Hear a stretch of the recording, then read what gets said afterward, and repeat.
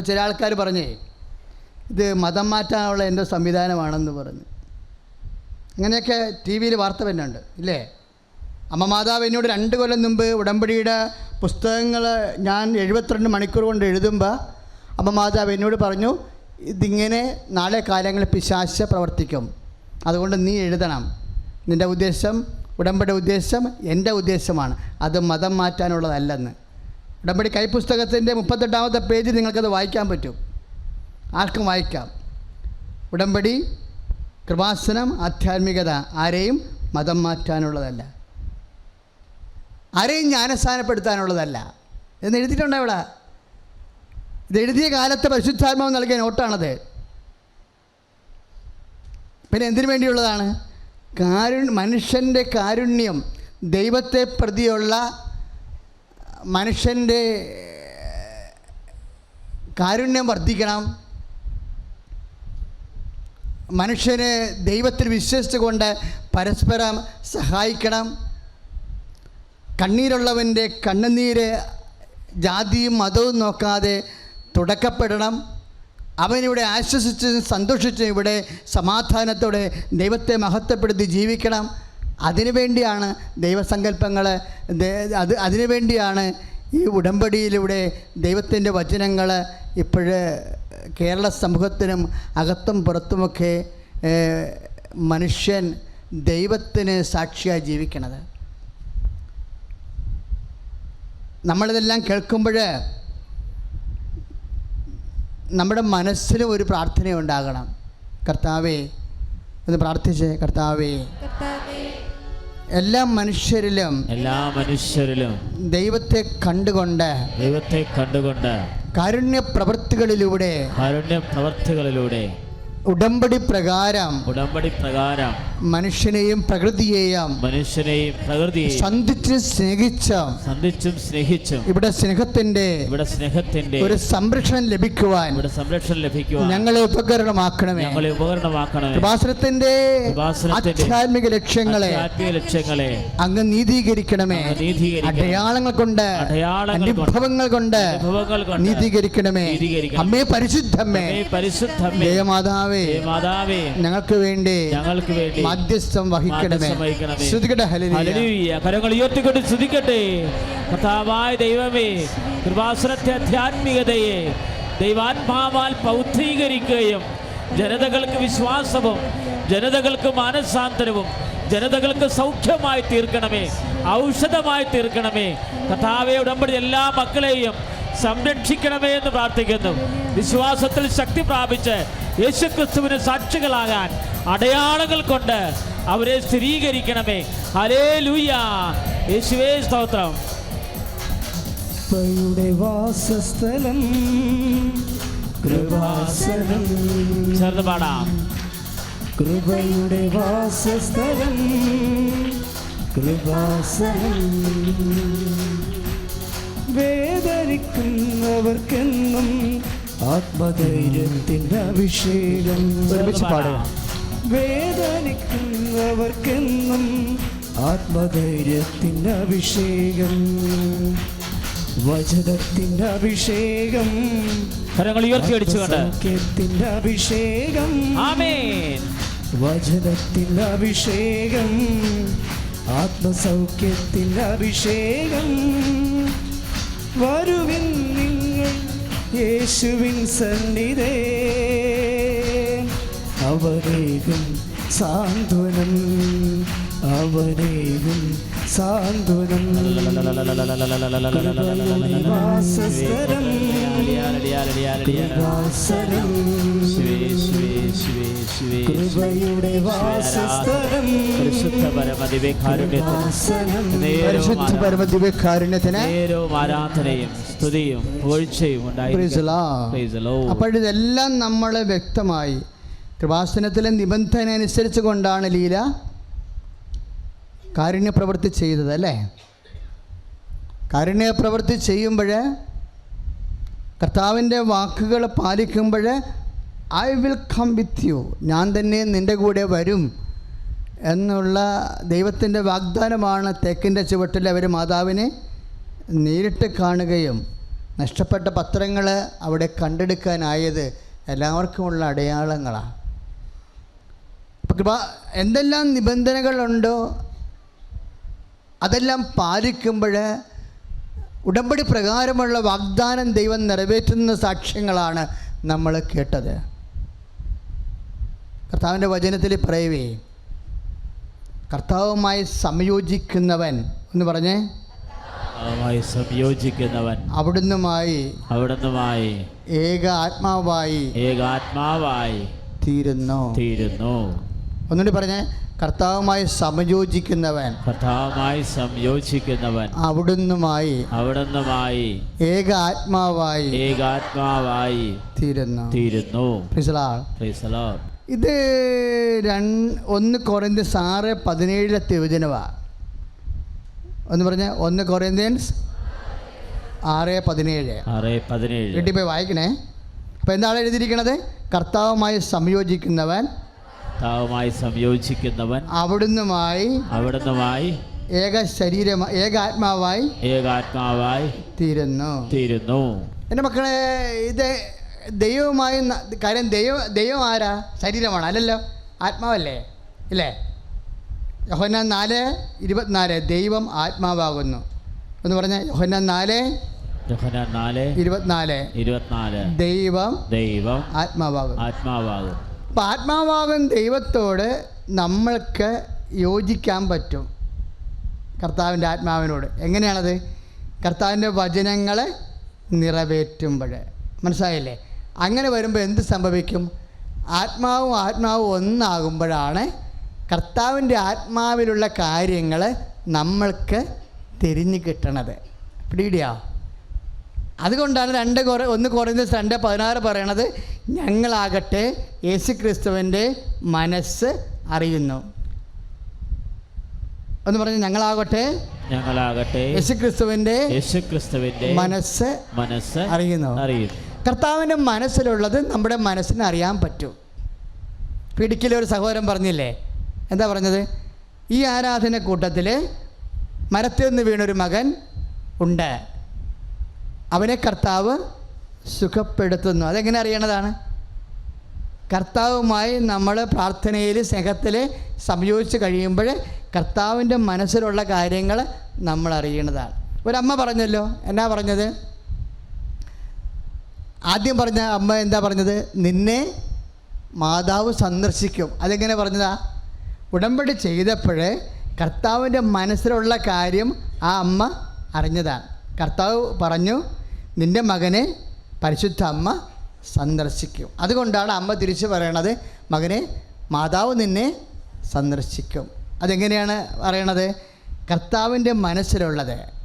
കർത്താവുമായി 1 Corinthians 6:17 അനുസരിച്ച് കൊണ്ട് നിബന്ധനകൾ പാലിച്ച് കഴിയുമ്പോൾ, നമ്മൾ കർത്താവിൻ്റെ വചനം പാലിച്ച് കഴിയുമ്പോൾ കർത്താവുമായി ഏകാത്മാവായി മാറും. ഇപ്പം കർത്താവിൻ്റെ ആത്മാവിലുള്ളതും മനസ്സിലുള്ളതും 1 കൊരിന്ത്യൻസ് 2:16 അനുസരിച്ച് കൊണ്ട് നമ്മൾക്ക് അറിയാൻ പറ്റും.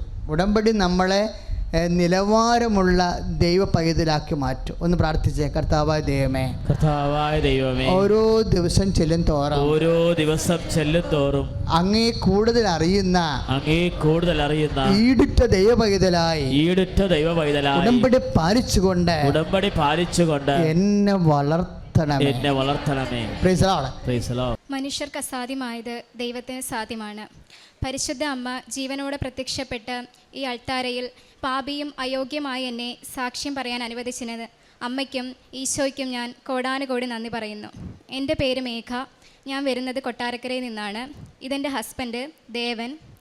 ഞാൻ ആദ്യമായി കൃപാസനത്തിൽ വരുന്നത് 2021 മാർച്ചിനാണ്. അന്ന് ഞാൻ കൃപാസനത്തിലേക്ക് കടന്നു വരുമ്പോൾ ശരിക്കും സങ്കടത്തോടെയും അതീവ വിഷമത്തോടെയാണ് ഞാൻ വരുന്നത്. ഞാൻ പാരാമെഡിക്കൽ കോഴ്സാണ് പഠിച്ചത്. റേഡിയോളജി പഠിച്ചിറങ്ങിയിട്ട് 1 വർഷക്കാലത്തോളം എനിക്ക് ജോലിയില്ലായിരുന്നു. ജോലിയില്ലാത്തതിനെക്കുറിച്ചുള്ള ബുദ്ധിമുട്ട് എല്ലാവർക്കും അറിയാം. അതുപോലെ തന്നെ എൻ്റെ വീട്ടിലെ കുറ്റപ്പെടുത്തലുകളും സങ്കടങ്ങളും നാട്ടുകാരുടെ ചോദ്യങ്ങളും എല്ലാം കൊണ്ട് ഞാൻ ആകെ വിഷമത്തിലായിരുന്നു.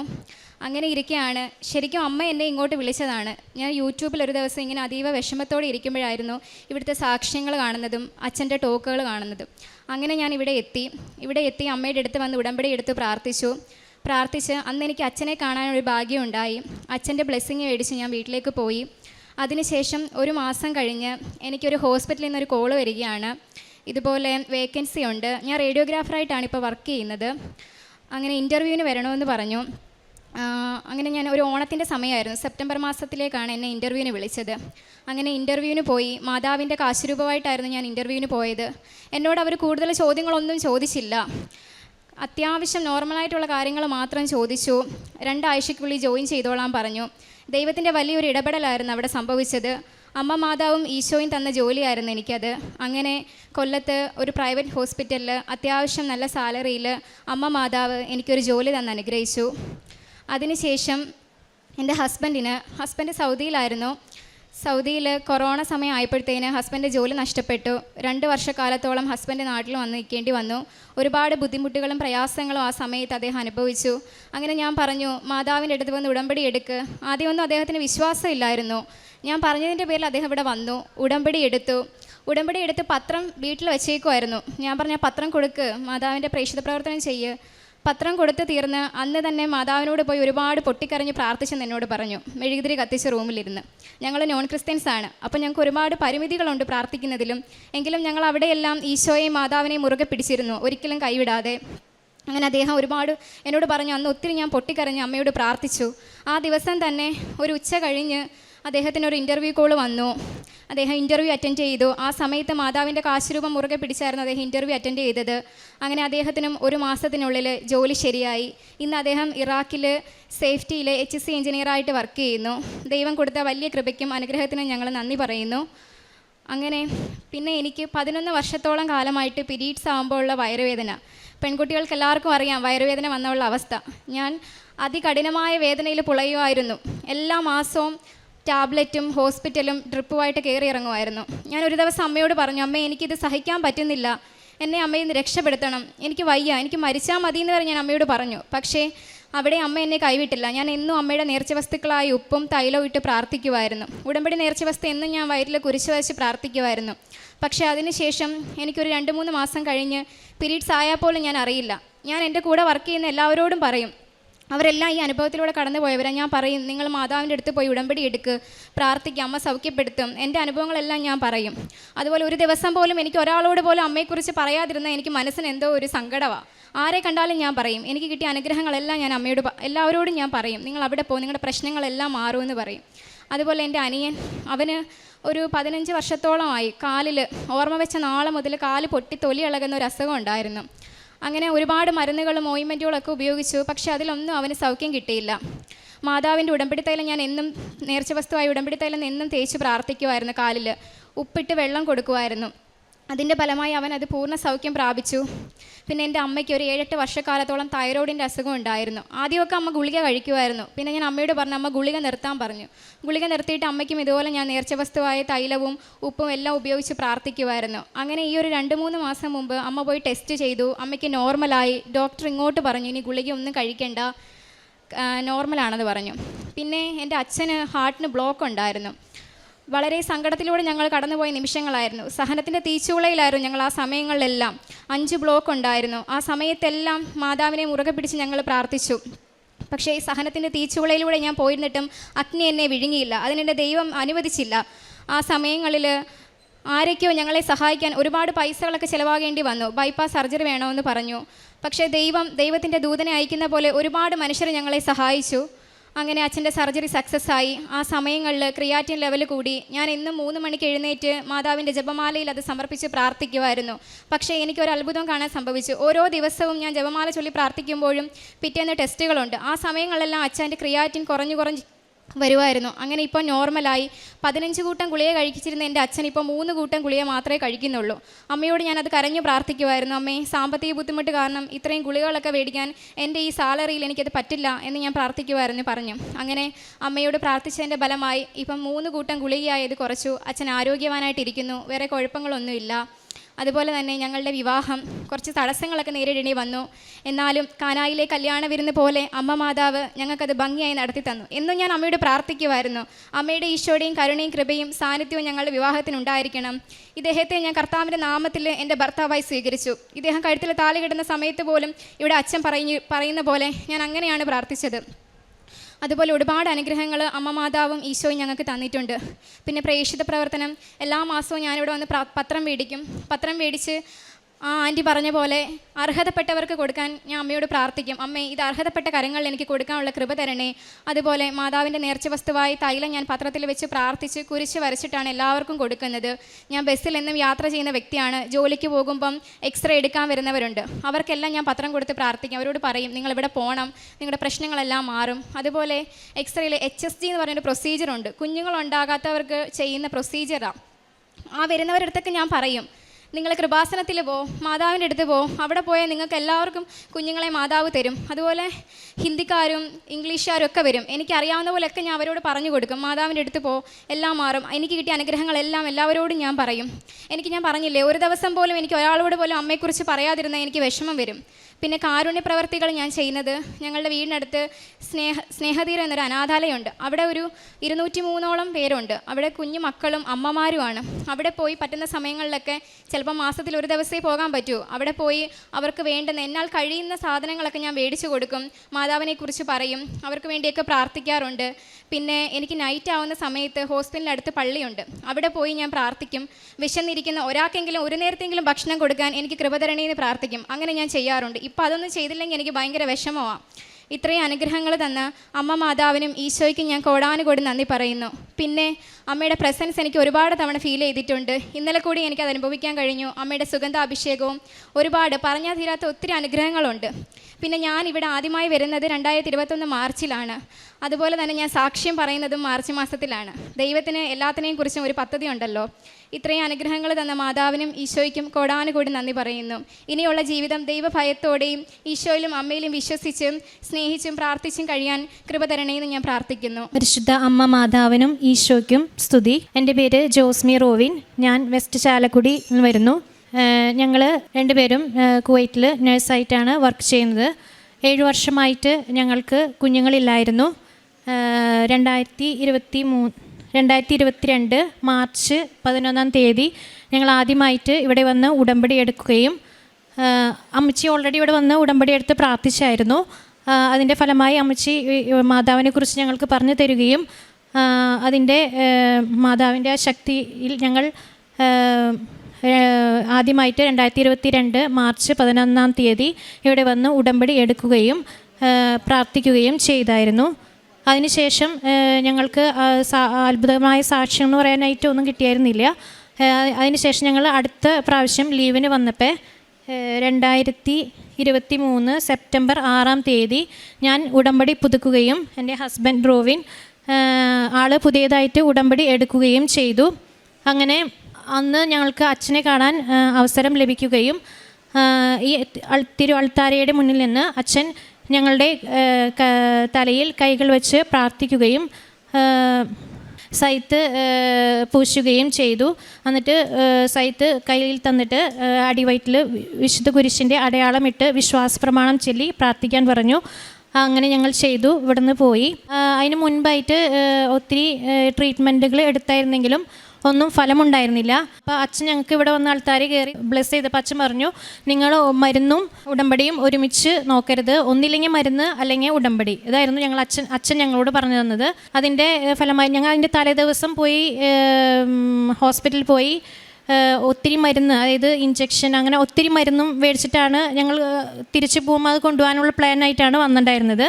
പക്ഷേ അച്ഛൻ പറഞ്ഞതനുസരിച്ച് ഞങ്ങൾ ആ മരുന്ന് ഉപേക്ഷിക്കുകയും കുവൈറ്റിലേക്ക് തിരിച്ചു പോവുകയും ചെയ്തു.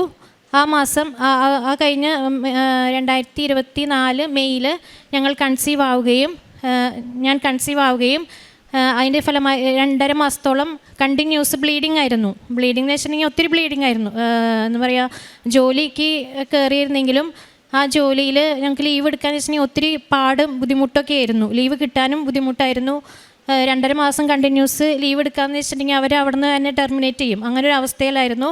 അങ്ങനെ എല്ലാം അമ്മ മാതാവിന് സമർപ്പിച്ച് പ്രാർത്ഥിക്കുകയും വിശുദ്ധ കുരിശിൻ്റെ അടയാളം അടിവയറ്റിലിട്ട് പ്രാർത്ഥിച്ച് എല്ലാം അമ്മയ്ക്ക് സമർപ്പിച്ച് പ്രാർത്ഥിച്ചു. അതിൻ്റെ ഫലമായിട്ട് ജനുവരി 13 ഞങ്ങൾക്ക് ദൈവം നല്ലൊരു ആൺകുഞ്ഞിനെ തന്ന് അനുഗ്രഹിച്ചു. അമ്മ മാതാവിനും ദൈവകുമാരനും മഹത്വമുണ്ടാകട്ടെ. കാരുണ്യ പ്രവൃത്തി എന്ന് പറയുന്നത് ഞങ്ങൾ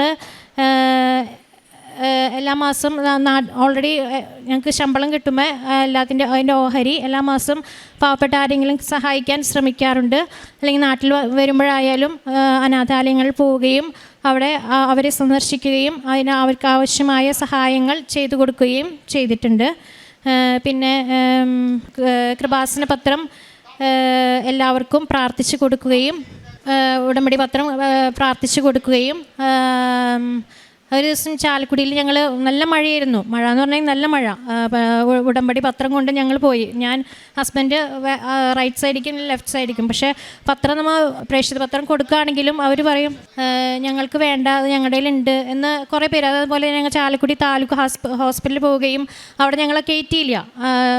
പ്രേക്ഷിത പത്രം വേണ്ട, ഇവിടെ വേണ്ട എന്നൊക്കെ പറഞ്ഞു. അപ്പോഴും ഞങ്ങൾ അവിടെ നാണം കെട്ട് ഇറങ്ങി പോന്നെങ്കിലും അതെല്ലാം അമ്മ മാതാവ് ഞങ്ങളുടെ കൂടെയുണ്ട് എന്നൊരു ബോധ്യത്തോടു കൂടി ഞങ്ങളെ നയിച്ചതിൻ്റെ ആ ശക്തിയുടെ ബലത്തിൽ ഞങ്ങൾ വീണ്ടും പ്രേക്ഷിത പ്രവർത്തനം ചെയ്തായിരുന്നു. പിന്നെ കുടുംബ പ്രാർത്ഥന മുടങ്ങാതെ കൂടുകയും അതുപോലെ തന്നെ ഞങ്ങളാലാവുന്ന സഹായം മറ്റുള്ളവർക്ക് നൽകാൻ ശ്രമിച്ചിട്ടുണ്ട്. തന്ന എല്ലാ അനുഗ്രഹങ്ങൾക്കും അമ്മ മാതാവിനും ഈശോയ്ക്കും സ്തുതി. അതുപോലെ ഞാൻ ആദ്യം ഒരു പ്രൈവറ്റ് ഹോസ്പിറ്റലിലാണ് ജോലി ചെയ്തിട്ടുണ്ടായിരുന്നത്. അവിടെ എന്ന് വെച്ചിട്ടുണ്ടെങ്കിൽ അതൊരു താൽക്കാലിക, അതായത് ഇവിടുന്ന് കുവൈറ്റിലേക്ക് പോയതിന് ശേഷം അവിടെ ഒരു താൽക്കാലിക പ്രൈവറ്റ് ഹോസ്പിറ്റലായിരുന്നു. അത് സ്ഥിരമായൊരു ജോലിയായിരുന്നില്ല. അങ്ങനെ ഉടമ്പടിയിൽ ഞാൻ നിയോഗം വെച്ചായിരുന്നു എനിക്കൊരു സ്ഥിര വരുമാനമുള്ളൊരു ജോലി നൽകി അനുഗ്രഹിക്കണമെന്ന്. അതിൻ്റെ ഫലമായിട്ട് ഒരു അണ്ടർ എമോയിച്ച്, അതായത് ഫുൾ മിനിസ്ട്രി അല്ല, അണ്ടർ എമോയിച്ച് ആയിട്ട് അതിലേക്ക് ഒരു ഇൻ്റർവ്യൂ വഴി കയറുകയും പിന്നീട് ആ അണ്ടർ എമോയിച്ച് ആ സ്ഥാപനം അവർ മിനിസ്ട്രി കൊടുക്കണോ അതോ അവർ പ്രൈവറ്റിന് കൊടുക്കണോ അങ്ങനെ ഒരു കൺഫ്യൂഷൻ നിൽക്കായിരുന്നു. ഒരു 6 മാസം കഴിഞ്ഞപ്പോൾ അവർ മിനിസ്ട്രി ഏറ്റെടുക്കുകയും അങ്ങനെ അതിൽ സ്ഥിര വരുമാനമായിട്ടുള്ള മിനിസ്ട്രി, ഇപ്പോൾ അത് മൊത്തം മിനിസ്ട്രി എടുത്ത് മിനിസ്ട്രി ജോലി ലഭിക്കുകയും ചെയ്തു. അതിനും അമ്മ മാതാവിനും ഈശോയ്ക്കും 1000 നന്ദി. തിരുകുമാരനും അമ്മ മാതാവിനും ഒത്തിരി നന്ദി പറഞ്ഞുകൊണ്ട് ഞങ്ങൾക്ക് 7 വർഷം കുട്ടികളെ ഇല്ലായിരുന്നു. അപ്പോൾ ഒരുപാട് പ്രാർത്ഥനകളും ഒക്കെ ആയിട്ട് നടന്നു. ഞങ്ങൾ പല ഹോസ്പിറ്റലുകളും കാണിച്ചു, മരുന്നുകൾ കഴിച്ചു, എന്നാലും ഒരു ഗുണമൊന്നും ഉണ്ടായിട്ടില്ല.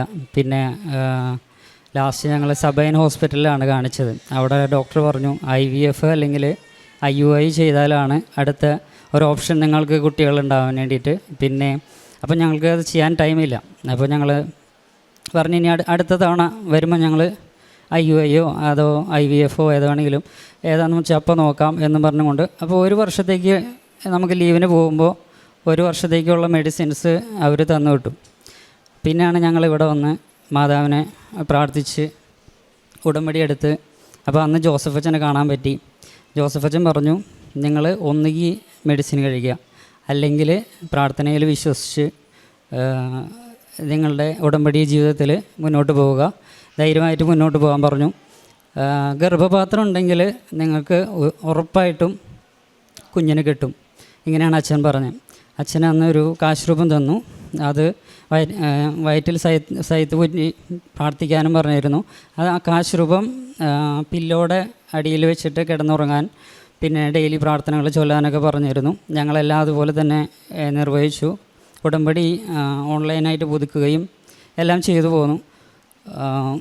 ദൈവകൃപയാൽ അതിൻ്റെ പിന്നത്തെ വർഷം തന്നെ യാതൊരുവിധ ട്രീറ്റ്മെൻറ്റും കൂടാതെ എല്ലാ മെഡിസിനുകളും ഞങ്ങൾ ഇവിടെ ഫ്രിഡ്ജിൽ വെച്ചിട്ടാണ് പോയത്. കാരണം അച്ഛൻ പറഞ്ഞിരുന്നു മെഡിസിൻ ഒന്നുകിൽ മെഡിസിൻ അല്ലെങ്കിൽ പ്രാർത്ഥന. ഞങ്ങൾ പ്രാർത്ഥനയുടെ മാർഗം തിരഞ്ഞെടുത്തു. ദൈവം ഞങ്ങൾക്ക് നല്ലൊരു ആൺകുഞ്ഞിനെ തന്ന് അനുഗ്രഹിച്ചു. കുഞ്ഞിൻ്റെ പേര് ലൂക്ക ഐസക്ക്. ദൈവമാതാവിനെ സ്തുതി. പരിശുദ്ധ അമ്മയ്ക്കും ദേവകുമാരനും 1000 നന്ദി. ഞാനിവിടെ ഉടമ്പടി എടുത്തത് 2019 ഡിസംബർ 20-ാം തീയതിയാണ്. ഞാൻ ഉടമ്പടി എടുത്ത് ഈ മക്കൾക്ക് വേണ്ടിയും കുടുംബത്തിന് വേണ്ടിയും പരിശുദ്ധ അമ്മയോട് പലപ്പോഴും പ്രാർത്ഥിച്ചിട്ടുണ്ട്. പരിശുദ്ധ അമ്മ നമുക്ക് എൻ്റെ കുടുംബത്തിന് വലിയ വലിയ അനുഗ്രഹങ്ങൾ തന്നു. ഈ രണ്ട് മക്കളിൽ ഒരാൾക്ക് 2 മക്കളെ തന്നു. ഒരു മകന് കുഞ്ഞുണ്ടായില്ല. അപ്പം ഞങ്ങൾ ദൈവത്തിൻ്റെ അടുത്തും മാതാവിൻ്റെ അടുത്തും ഇഷ്ടംപോലെ പ്രാർത്ഥിച്ചു. ഒരു കുഞ്ഞിനെ തന്നാൽ ഇവിടെ നിന്ന് സാക്ഷ്യം പറയാമെന്ന് പറഞ്ഞിരുന്നു. അങ്ങനെ അമ്മ ഞങ്ങൾക്കൊരു കുഞ്ഞിനെ തന്ന് അനുഗ്രഹിച്ചു. പരിശുദ്ധമ്മയ്ക്കും ദൈവമാതാവിനും 1000 നന്ദി. യേശുവെ നന്ദി, യേശുവെ സ്തുതി, യേശുവെ സ്തോത്രം.